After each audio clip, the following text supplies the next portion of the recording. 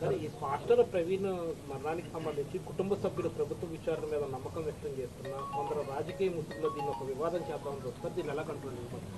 నేను గతంలో కూడా చెప్పాను, మాతో ధీటుగా పోటీ పడలేక కుల మత ప్రాంత విభేదాలు రెచ్చగొట్టి రాజకీయ లబ్ధి పొందాలనేది వైకాపా లక్ష్యం.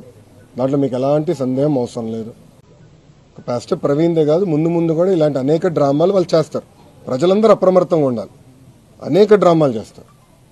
ఇప్పుడు ప్రభుత్వం ప్రతి ఇష్యూని సీరియస్గా తీసుకుంటుంది, దర్యాప్తు చేస్తుంది. ఒకవేళ ఎవరైనా తప్పు చేస్తే వాళ్ళని వదిలిపెట్టే ప్రసక్తే ఉండదు ఈ ప్రభుత్వంలో.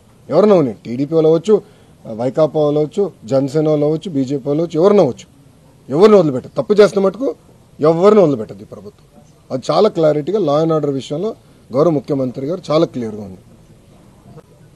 పాస్టర్ ప్రవీణ్దే కాదు, ముందు ముందు కూడా ఇలాంటి అనేక డ్రామాలు వాళ్ళు చేస్తారు. ప్రజలందరూ అప్రమత్తంగా ఉండాలి. అనేక డ్రామాలు చేస్తారు. ఇప్పుడు ప్రభుత్వం ప్రతి ఇష్యూని సీరియస్గా తీసుకుంటుంది, దర్యాప్తు చేస్తుంది. ఒకవేళ ఎవరైనా తప్పు చేస్తే వాళ్ళని వదిలిపెట్టే ప్రసక్తే ఉండదు ఈ ప్రభుత్వంలో. ఎవరైనా ఉన్నాయి, టీడీపీ వాళ్ళు అవ్వచ్చు, వైకాపా వాళ్ళు అవ్వచ్చు, జనసేన వాళ్ళు అవ్వచ్చు, బీజేపీ వాళ్ళు అవ్వచ్చు, ఎవరైనా అవ్వచ్చు. ఎవరిని వదిలిపెట్టదు, తప్పు చేస్తున్న మటుకు ఎవరిని వదిలిపెట్టదు ఈ ప్రభుత్వం. అది చాలా క్లారిటీగా లా అండ్ ఆర్డర్ విషయంలో గౌరవ ముఖ్యమంత్రి గారు చాలా క్లియర్గా ఉంది.